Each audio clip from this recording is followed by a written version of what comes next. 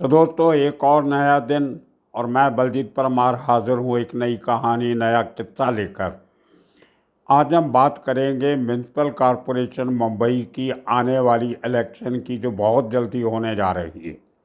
लेकिन उसमें हमारा मुद्दा ये नहीं है कि उस कॉरपोरेशन में कौन जीतता है, उसके पॉलिटिकल रेपरकशंस क्या हैं, पॉलिटिकल पार्टीज क्या कर रही हैं, क्यों कर रही हैं। लेकिन हमारा मुद्दा ये रहेगा कि म्यूनसिपल कॉरपोरेशन के लिए इतनी बड़ी लड़ाई क्यों होती है।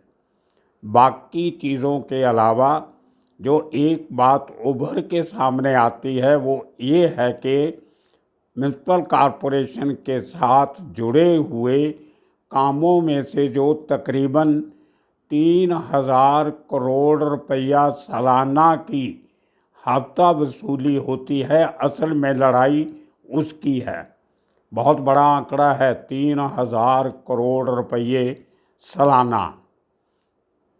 आपको हैरानी इसलिए भी होगी कि एक शहर में एक कॉरपोरेशन से इतना पैसा कैसे कमाया जा सकता है। मैं आपको बहुत सीधे साधे तरीके से कुछ उदाहरण दे के ये सिद्ध करने की कोशिश करूँगा कि मुंबई का पूरा तंत्र मंत्र इस हवाले की, इस जो हफ्ता वसूली होती है महीने की, उसको बोलते हफ्ता है लेकिन पैसा हर महीने दिया जाता है, वो कैसे चलता है। और एक खाली म्यूनसिपल कॉरपोरेशन में ही नहीं है, बाकी बहुत से डिपार्टमेंट्स में भी हफ्ता वसूली चलती है, जिसमें excise and taxation, health department और इसके साथ साथ building department, road construction department, engineering department, tax collection department, revenue department और तक हर कोई भी ऐसा डिपार्टमेंट नहीं है महाराष्ट्र राज्य का या बॉम्बे म्यूनसिपल कॉरपोरेशन का जिसके नीचे हफ्ता वसूली ना होती हो। अब 3,000 करोड़ रुपया सालाना फिगर कहाँ से आती है, आप देखिए इन बातों से। सबसे पहले जो आदमी मुंबई जाता है, बाहर से भी जाए, वो सबसे पहले ये नोटिस करता है कि वहाँ पे फुटपाथ पर चलने की जगह नहीं है। हर फुटपाथ पे फेरी वाले बैठे हैं, कहीं कोई सब्ज़ी बेच रहा है, कोई वड़ा पाव बेच रहा है, कोई चाय बेच रहा है, किसी की चाइनीज़ फूड की स्नैक है, कोई फ्रूट वाला है, कोई मोची है, कोई धोबी है, कोई नाई है, कोई छतरी ठीक करने वाला है। इस किस्म के और खाने के सामान लेके बैठा है। इस तरीके का हर किस्म का धंधा फुटपाथ पे ही चलता है। Motor mechanic, motorcycle mechanic, plumber, चाबी बनाने वाले घरों की, ताले की, हर किस्म के आदमी फुटपाथ पे बैठ के अपना धंधा करते हैं, जो टोटली इलीगल है। इसके बारे में महाराष्ट्र, बॉम्बे जो हाई कोर्ट है उसकी जजमेंट्स है, सुप्रीम कोर्ट की जजमेंट्स हैं कि इनको हटाया जाए। और तो और बहुत सारे रिलीजियस ठिकाने बने हुए हैं, मंदिर हैं, कोई चर्च वालों के क्रॉस हैं, कोई किसी ने कुछ खोला हुआ है, किसी ने अपना डेरा, किसी ने गाय बांधी हुई है उसको घास खिलाने के पैसे, कहीं कबूतर खाना बना हुआ उनको दाने देने के लिए। बहुत कुछ चलता है फुटपाथ के ऊपर। जितना बड़ा रोज़गार मुंबई में फुटपाथ पे होता है उतना और किसी शहर में नहीं होता हिंदुस्तान के। तो आप अंदाज़ा लगा लिए, जहाँ लाखों लोग, लाखों, हज़ारों नहीं, रोज़ फुटपाथ पे धंधा करते हैं, और वो अगर एक आदमी 100 रुपया महीने का भी हफ्ता देता है बीएमसी अथॉरिटीज़ को, तो आप अंदाज़ा लगा लो रकम कहाँ तक जाएगी। उसके अलावा फेरी वालों से हफ्ता सिर्फ म्यूनसिपल कॉरपोरेशन ही नहीं लेती, वहाँ के लोकल पॉलिटिकल लीडर्स, जो कोई बीजेपी के साथ जुड़ा हुआ है, कोई शिवसेना के साथ जुड़ा है, कोई एनसीपी का है, कोई कांग्रेस का है, कोई इंडिपेंडेंट है, कोई राज ठाकरे की मनसा का है, इन सब के कारंदे भी अपने अपने एरियाज में एक सेपरेट हफ्ता लेते हैं जिसको वो प्रोटेक्शन का नाम देते हैं। प्रोटेक्शन मनी 1 हफ्ता म्यूनसिपल एम्प्लॉइज ले जाते हैं, उसके बाद प्रोटेक्शन मनी ये पॉलिटिकल कारिंदे ले जाते हैं। म्यूनसिपल कॉफर्स में तो चोरी होती है, लेकिन साथ में पॉलिटिशियनों के गुर्गों की जेबें भी भरती हैं। सबसे बड़ी लड़ाई आज तक म्यूनसिपैलिटी को कंट्रोल करने के लिए सिर्फ इसलिए लड़ी जाती है कि ये जो 3000 करोड़ रुपए का धंधा है ये किसकी जेब में जाएगा। ये बहुत बड़ी एक सिरदर्दी है जिसकी वजह से मुंबई का मुकम्मल विकास कभी भी नहीं होता। इसके अलावा आपको और छोटी छोटी एग्जांपल देता हूँ जो आपको समझ में आएंगी। म्यूनसिपल कॉरपोरेशन का एक हेल्थ डिपार्टमेंट है जिसके नीचे जितने खाने पीने की दुकानें हैं उन सबको एक हेल्थ डिपार्टमेंट का सर्टिफिकेट चाहिए होता है, एनओसी चाहिए होती है।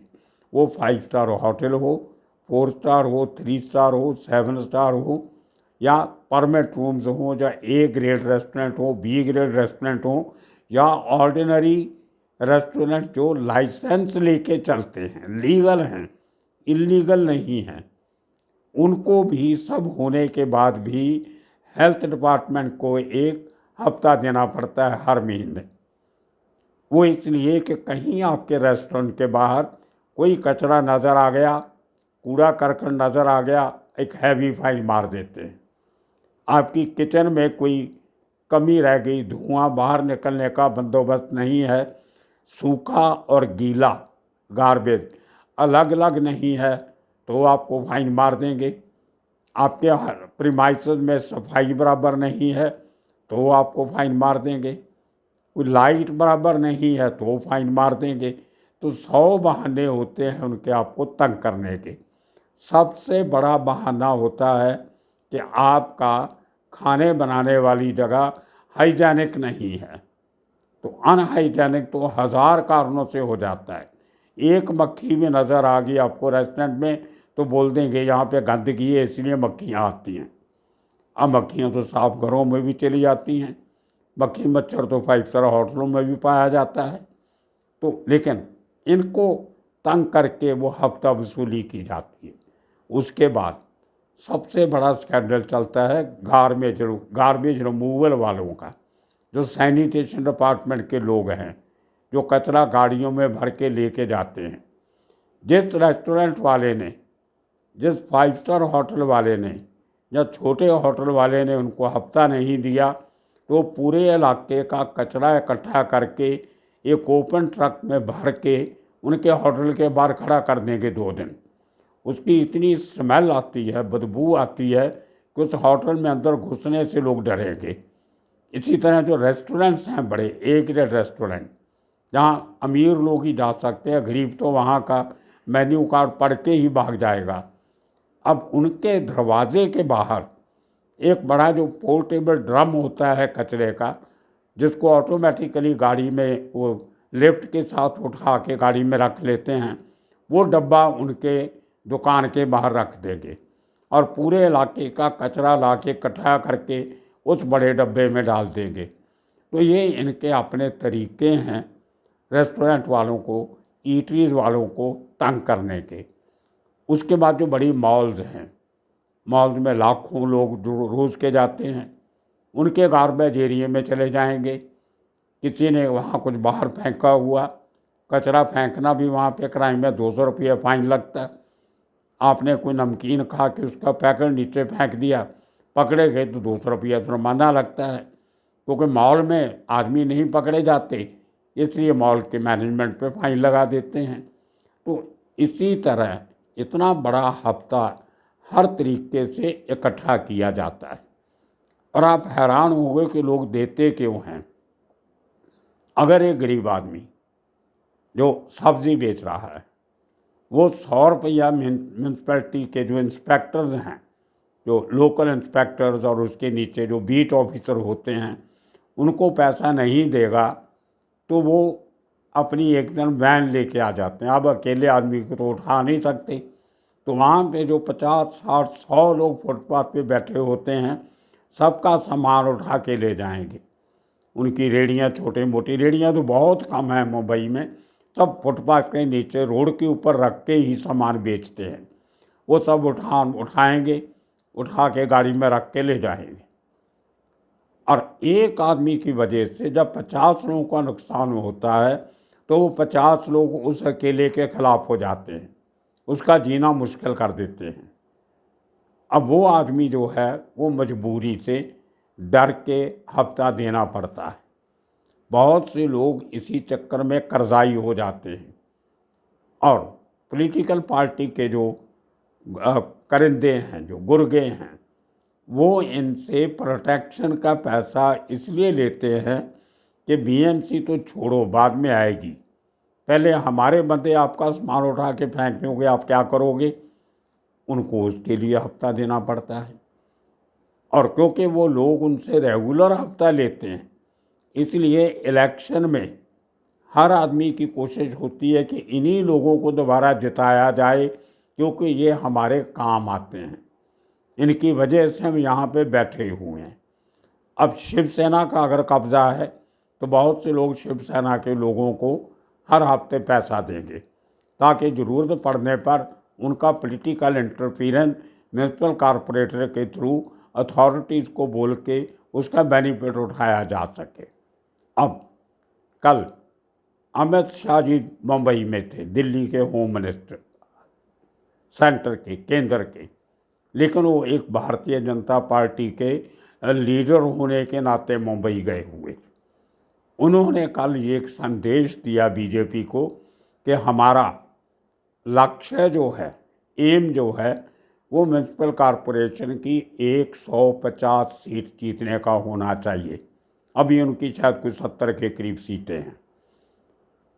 उसका मतलब सीधा साधा ये है कि बीएमसी पे कंट्रोल होगा तो पार्टी फंड के लिए 2,5-3 हज़ार करोड़ रुपया हर साल और आना शुरू हो जाएगा।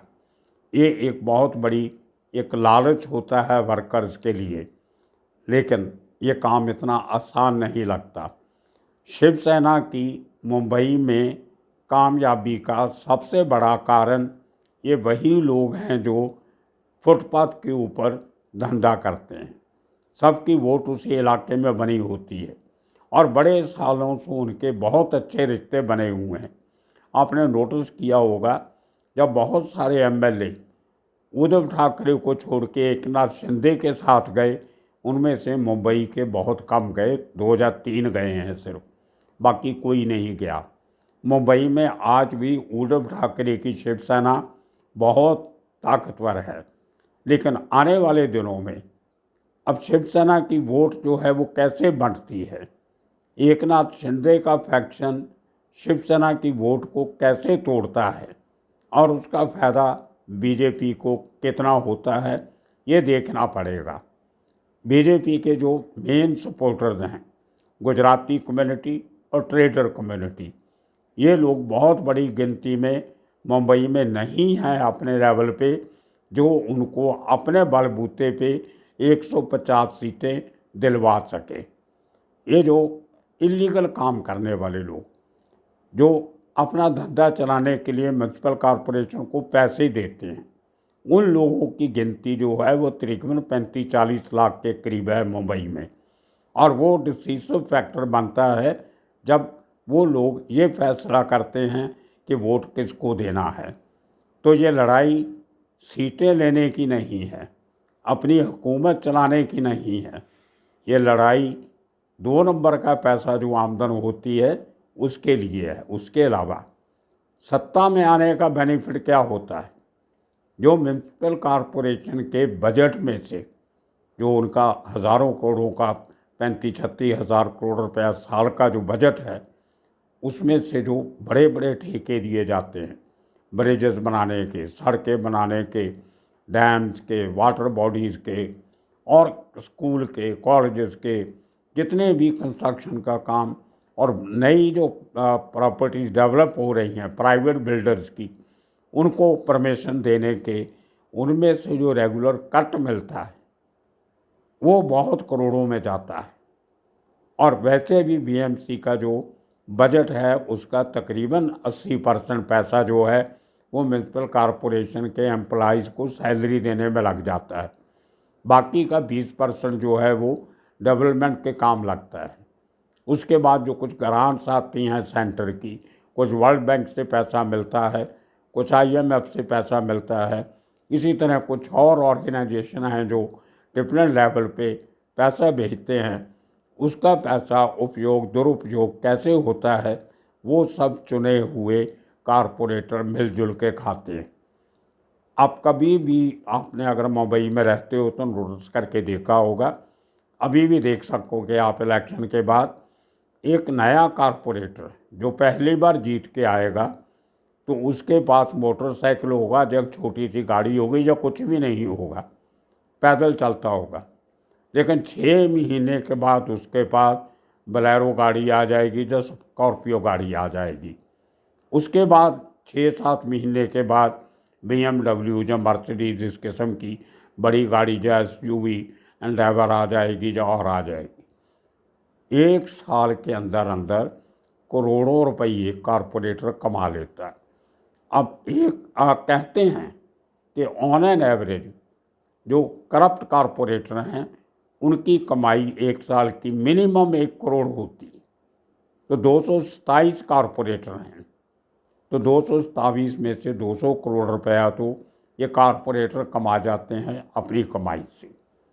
किस प्रोजेक्ट में किसको वोट देनी है, स्टैंडिंग कमेटी का चेयरमैन होना और मेंबर होना ओवरनाइट करोड़पति बनने का मैसेज देता है।